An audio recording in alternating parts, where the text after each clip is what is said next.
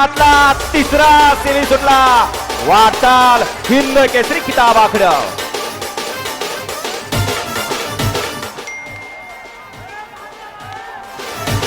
लढत चालू. शेवटच्या क्षणाला बाजी कोण मारतोय. अतिशय सुंदर अशी लढत लढत लढत लढत लढत. बऱ्याच दिवसानं गावागावात काय झालं नेमकं